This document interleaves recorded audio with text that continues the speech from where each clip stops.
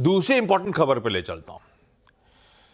ETF यानी कि aviation turbine fuel हो सकता है जीएसटी के दायरे में लाया जाए।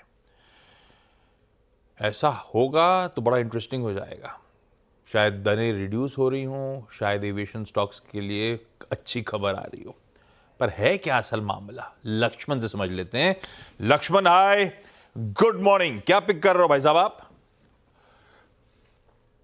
देखिए, इस शनिवार जैसलमेर में जीएसटी काउंसिल की महत्वपूर्ण बैठक हो रही है और जो सूत्रों से मुझे जानकारी मिली है, उस बैठक में कई फैसलों के साथ एक जो बड़ा फैसला या फिर कहें कि वो फैसला जिसका लंबे समय से इंतजार हो सकता है, वो है जीएसटी के दायरे में या फिर एटीएफ पर जीएसटी लगाया जाए। इस पर चर्चा हो सकती है और अगर सहमति बनती है तो इस पर फैसला भी हो सकता है। बताऊं कि एटीएफ जो है वो हवाई जहाज के फ्यूल के तौर पर इस्तेमाल होता है। एटीएफ बनाने में जितने भी कंपोनेंट या कच्चे माल का इस्तेमाल होता है वो सब जीएसटी के दायरे में है, लेकिन एटीएफ जो है जीएसटी के दायरे में नहीं है। इसका नुकसान ये होता है कि एटीएफ पर अभी सेंट्रल एक्साइज ड्यूटी लगती है और फिर कुल कीमत पर वैट लगता है, वैल्यू एडेड टैक्स लगता है, जो राज्य सरकारें लगाती है। हर राज्य में अलग अलग ड्यूटी के स्ट्रक्चर होती हैं। इस हिसाब से कई राज्यों में 30% तक एटीएफ पर ड्यूटी लग चुकी होती है।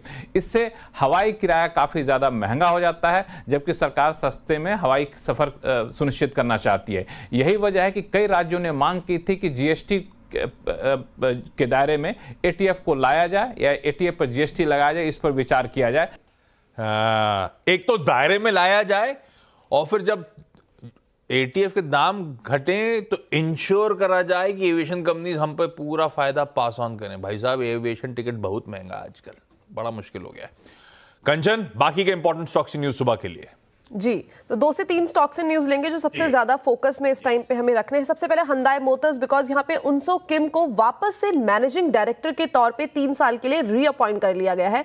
इसमें एक और खबर है कि कंपनी ने एक्साइड इंडस्ट्रीज के साथ जो ईवी बैटरी सेल है उसके लिए करार किया है और साथ ही साथ जो अमर राजा बैटरी है उनके साथ बैटरी टेक्नोलॉजी के लिए करार किया है।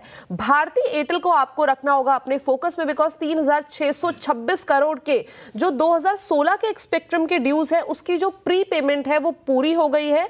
यानी कि कंपनी को अब अपना जो इंटरेस्ट है 8.65% का, वो उसका बर्डन कहीं ना कहीं कम होता हुआ दिखाई देगा। स्टॉक्स के लिए अच्छी खबर बनके सामने आ सकती है।